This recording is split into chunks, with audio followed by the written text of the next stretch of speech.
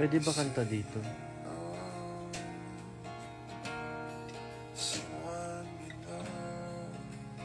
Pwede ba music sa IG? Hindi ko alam eh.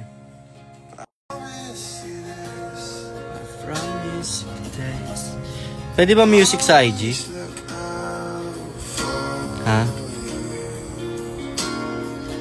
Tristan. Pwede ba music sa IG, guys? Pasukan namin September 4? 4 yata. Pero may ano kami, orientation. Say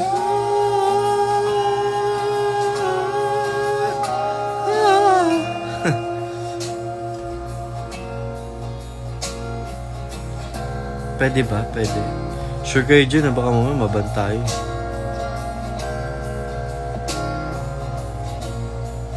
Bawal na tanggal ang ako.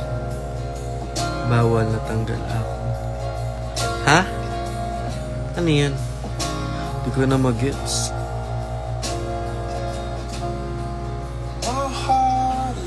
Makaka-copyright. Bawal pala eh. Hello, Ate. Wala.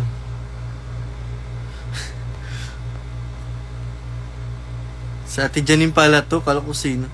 Hello, Ate Janine. Kay Adrian. Ano na kay Adrian? Say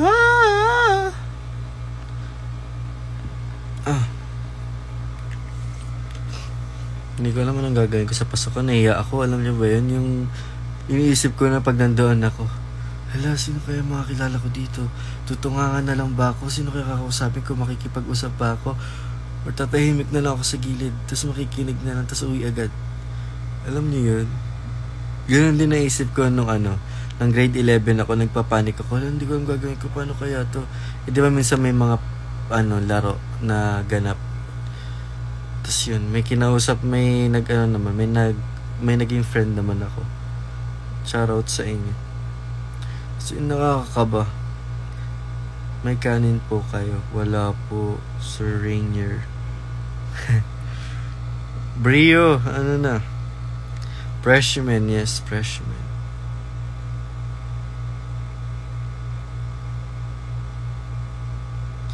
Tama. Sapbos ko niyan, batchmate. Hello. Ayan, mga kabatch ko sila, guys. Nakakaya no. Kasi hindi ko alam paano gagawin ko. Kasi wala akong kilala. Paano pa kaya ngayon college na nakakatakot? Hindi naman ako natatakot or what. Nahiya lang ako ng slide. Kasi ayoko kasi nakikipag-usap pag sa una. Hindi ko alam kung anong ko sasabihin ko. Sabihin ko, hello po. Hello. Paolo pala. Hello guys, Paolo pala. Ganon. Ay, imagine ko. Hello, ako nga pala si Paolo. Kayo, ano pangalan niyo? Ang course ko is HLM. Hospitality Luxury. Luxury Management pa yun. Ganon, alam niyo ba yung pakiramdam kapag freshman kayo? Gets nyo ba ako, guys? Yung puso ko parang ang bilis ng tibok. Alam mo yung ganon. Nakakakaba kasi alam nyo naman, syempre, baka maano kayo. Ma-judge kayo agad. Ay, hindi ako ma-judge. Ako mang-judge. Hindi, joke lang. Mang-judge ako. Gina, nagja-judgean kami dalawa. Sino ka din ba?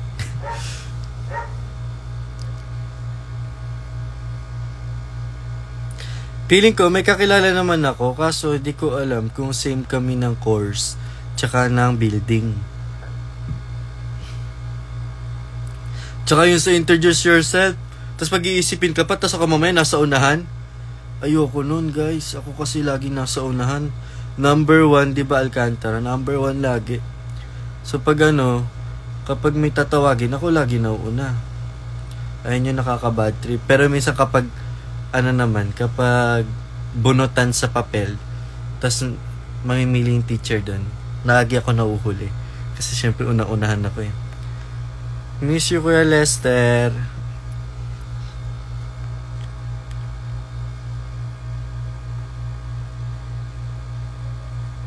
Mahihain ako guys, oo. Onti na lang. Dati sobrang mahihain ako eh. Ngayon hindi na.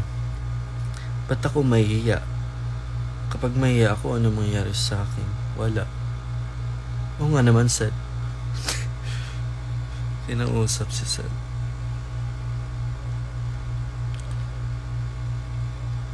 Nababoring ako pag walang tugtog. Kumain na ba kayo guys? Nagkumain na rin ako. Share ko lang. Kwento ka raw sa PBB. Guys, ang dami kasi. Sobrang daming pinagdaanan ko dun. Ang hirap. As in, nakakapagod. Ang daming pagsubok. Alam nyo yun. Pero sa loob ng bahay ni Kuya, pagpasok ko, syempre, excited ka. Kasi papasok ka na. Tapos, maririnig mo yung boses ni Kuya. Housemate? Eh, ang lakas ng di ba naka-speaker yun? Nakatutok speaker sa amin. Tapos, housemate? Magugulat ka talaga as in. Grabe. Tapos, minsan, di ko pwede sabihin. May mga tumatakbo kasing, mga ninja. Mga nag-aayos. Alam niyo, halimbawa, nasa iyakan session kayo. Kasi si Kuya kasi sobrang sarap kausap, guys. Hindi mo siya nakikita, pero kahit boses lang. Alam mo yun, lahat ng mga sinasabi niya, may meaning. Mabigat, parang gano'n, na parang, totoo nga, parang gano'n, basta. Tapos minsan may tatakbo-takbong ganyan na maririnig mo. Parang yung luha mo maaatras. Wala, kasi may maririnig ka. Ayun, nakakatawa. One time nga, may nakita kaming tao. Di ko alam bakit nakakita ko ng tao. Dahil sa salamin. Di ko pwede sabihin, mapapagalitan ako. Pero yun. Pero maganda sa guys, sa PBB. Hindi siya scripted or what. Akala nyo scripted, hindi po guys. Lahat po yun totoong totoo. Kayong desisyon.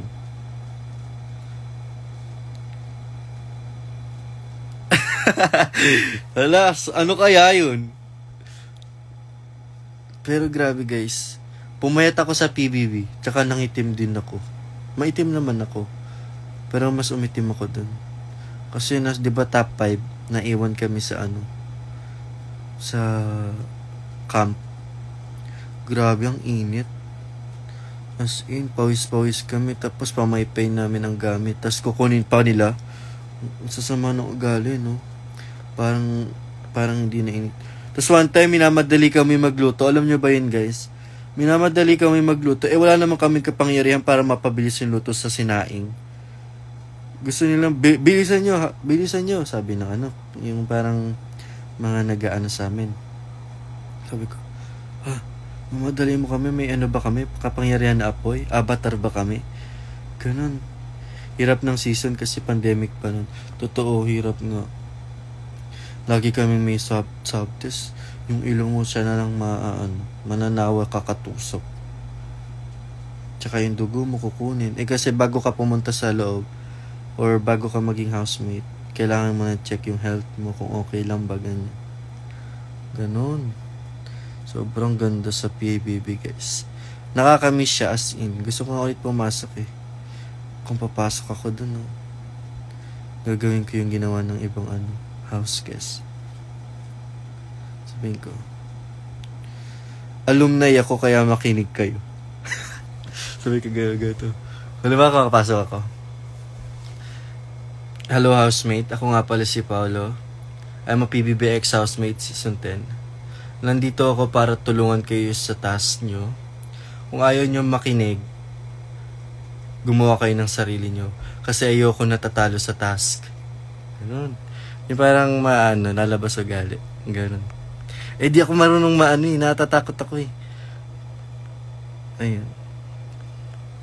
Tapos alam mo, pinakaayoko sa lahat yung yung kinuha ng kami ng nameplate. Alam nyo ba yun? Kuya Roms, kasi that time, alam ko na may kukuha ng nameplate na si Kuya Eslam. Talagang pinakita ko pa talaga sa kanya yung nameplate na doon ko nilagay. Kasi nakakapagtaka kasi siya. Sabi ko, bakit naman to lumalakad ng ganitong oras? Gabing-gabi na tulog na. Nagtatai daw siya, sabi niya. Ganun pagkagising. Ang pagtatai, hindi naman pabalik-balik Pabalik-balik kasi siya. Doon pa yung tatakal, tas yung camera nasunod pa. Sobrang ko kasi tagdan. Masyado akong observant. Service? Observant, ganun. Kasi mga gaganon-ganon ko. Sabi ko, ba't sumusunod tong camera to? Sabi ko, hirap ba kapag may task, be? Mahirap. Sobrang hirap. Pero may mga madadali naman kahit pa paano.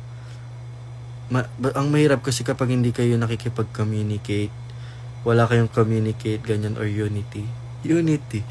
Tapos ganun. Basta dapat lahat kayo may ambag ba? Kasi kapag wala kayo ambag, anong gagawin nyo? Pumasok pa kayo. Basta ganun. Ayoko kasi yung parang tunganga lang. Minsan nakatunganga din naman ako, alam ko naman. Sa gawaing bahay, di talaga ako nagawa dun, guys. Totoo. Pagalitan kami dyan eh. Pwede ba sabihin yun? Kakatawa. As in. One time, eto guys. May kasi kami. Task kami about sa plato. Tapos, may nail doon. I mean yung parang pako. Babalance namin yung plato. Hindi, nababalance naman namin kaso laging nahuhulog. So sinasabi namin, magagawa pa ba namin to? Parang imposible itong magawa. Alam mo bakit? Kasi dahil sa hangin, mahangin. Sa activity area kasi, sobrang hangin as in. So ngayon yung mga plato laging nalalaglag. So kami nawawalan na ang pag-asa. Parang malabo talaga itong mangyari. Tapos basta. I-flash sila ng mga na ginawa nga nila. Nagawa nga nila. Magaling sila. Ang lang kasi, mahangin. Nakakairita talaga yun as in. Oo, basta. Napagalitan ako. Napagalitan din ako. Ilang beses ako napagalitan. 2 beses. Yun lang. Baka mapagalitan ako. Nagawa nila. Kami, hindi namin magawa. Si Kuya Lester. Angas mo, Kuya Lester. Ang hirap kasi. Ang hangin. Kung hindi naman mahangin nun, kaya naman namin, feeling ko eh. Kasi kami nga ni Ate Gab. Sino ba ka-partner ko na? Sa Ate Gab, nababalance naman namin lahat. Ang bilis nga lang namin nababalance. Yun. Tsaka yung nakakapagod guys, yung yung sa basketball, kami 4 nila Ate Gab, Dustin. Kasi guys, di ba paulit-ulit kami, parang ilang oras kami nag-shoot-shootan dun. Ako yung lay-up, kapag may hindi nakakagawa sa ako yung mapapagod. Kaya yun. Pero maganda siya. Kasi nakatulong naman kami. Kaya okay lang, sulit yung pagod. Basta, ang saya sa loob ng bahay ni Kuya. Unang-una, pagpasok ko, hindi pa ako pumapasok kakayanin ko ba to?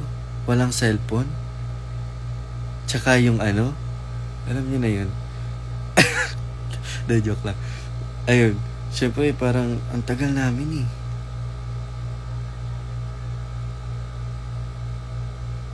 Yung sa adult yung ping-pong grabe.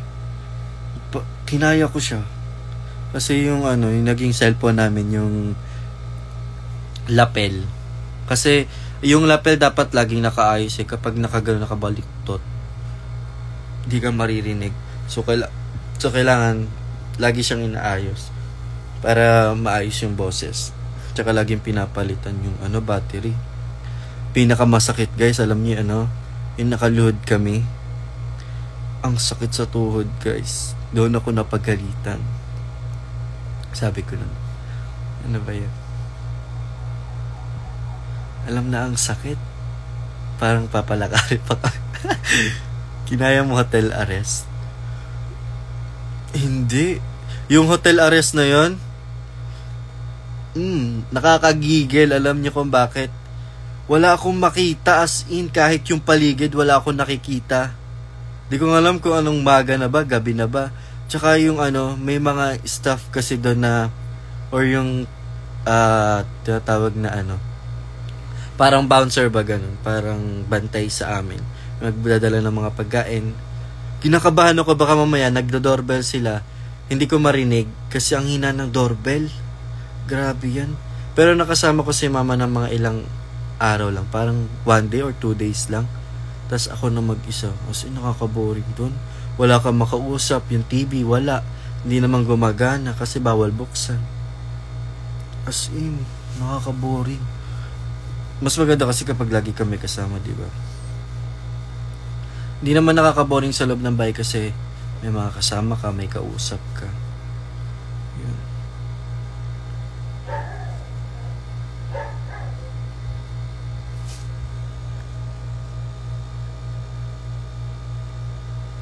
Hello po, Justin. Sumasaya sa PBB. Try nyo ulit mag-audition, guys. Mag-audition kayo. Next. Alam ko hanggang lang yung PBB eh. Season 13 lang ba? O 12? O 11 lang? Ay, hindi pala 12. Ay, totoo yun, Carles. Nakakapraning yung camera sa loob.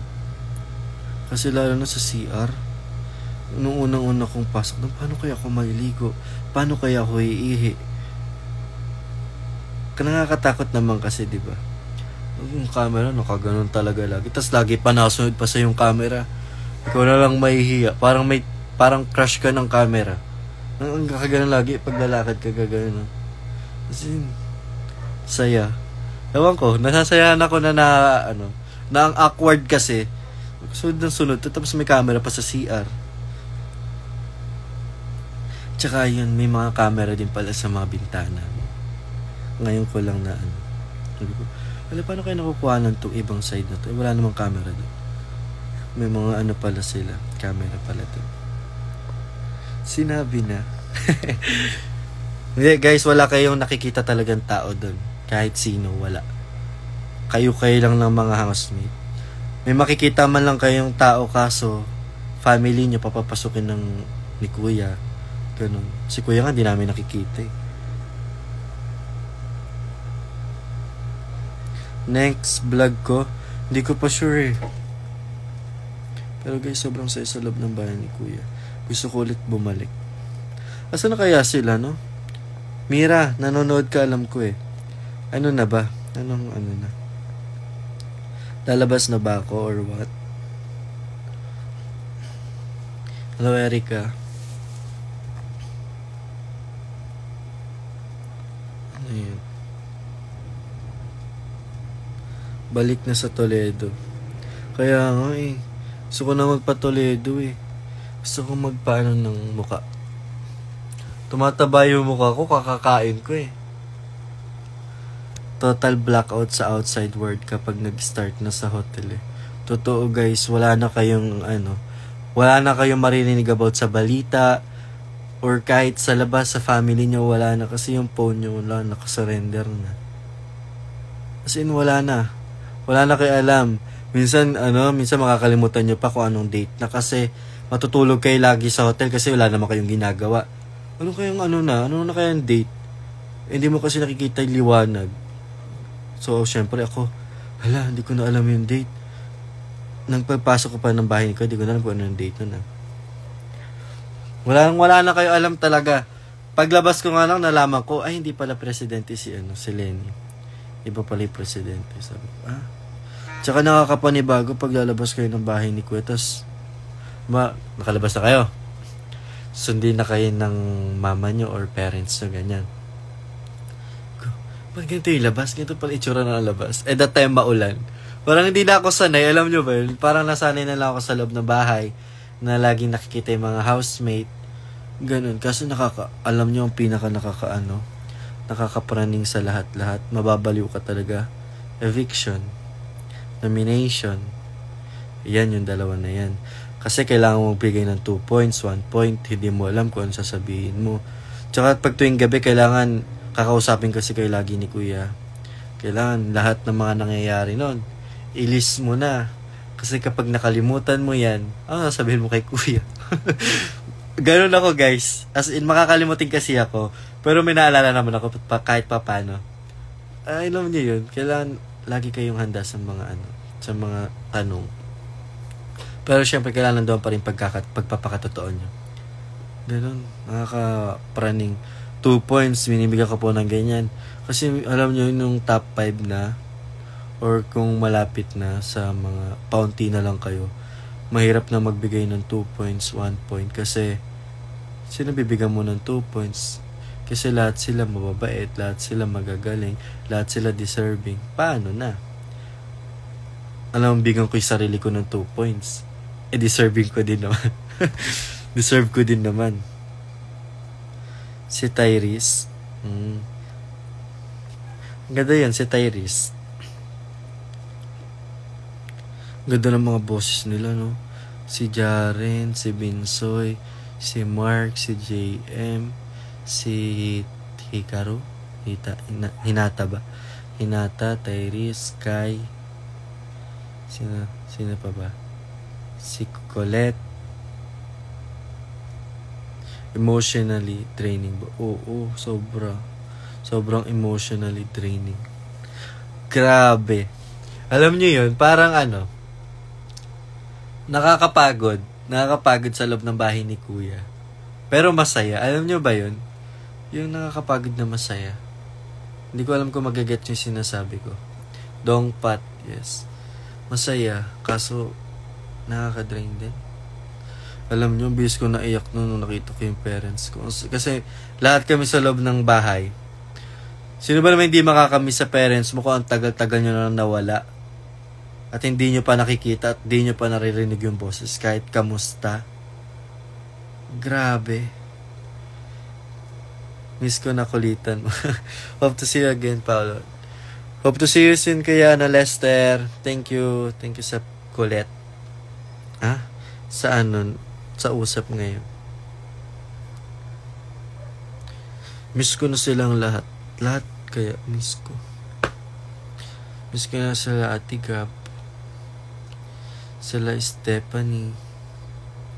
Sila Ate Tiff. Sila Maxine. Sila Don. Sila Kai. Sila Steph. Sila Dustin. Sila Kuya Luke. Si Ashton. Si Rob. Si Kuya Ayan, makakalimutin na. Hindi ko na alam kung sino yung isa. Si Kuya Eslam.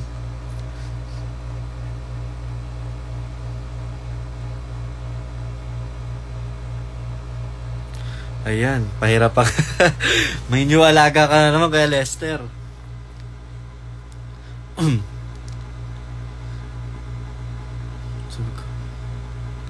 Magugot ako. Ala, si Sophia nakapasok. Deserve naman ng mga nakapasok, guys. Saya kaya makapasok sa loob ng bahay ni Kuya.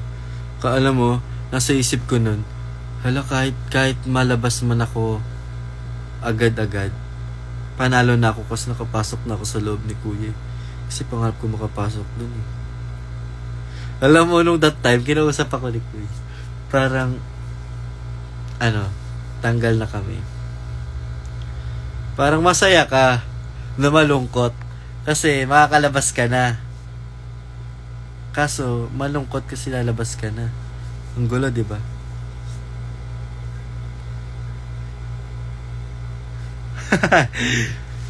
Guys, wag yun na silang i-bash yung mga staff. Kasi nasa mga tao na yan, sa taong bayan, kung sino talaga pipiliin or kung sino yung mas madaming votes. Wala namang unfair or ano man dun eh. Kasi totoo naman yung Kung may maraming taga-suporta yung isa, or kung maraming nagbo-vote sa kanya, maraming gusto, ganun talaga, may mga lalabas. Kaya kailangan lagi kayo nakatingin, lagi kayo nakasubaybay sa mga votes, ganyan. Tulungan dapat. Huwag kayo nang babash, guys. Pag hindi nyo alam. Masyado kayong na naman tayo eh. Nagalit. Mababait yung mga staff doon, guys. Sobrang bait. As in. Nakakamiss nga sila eh.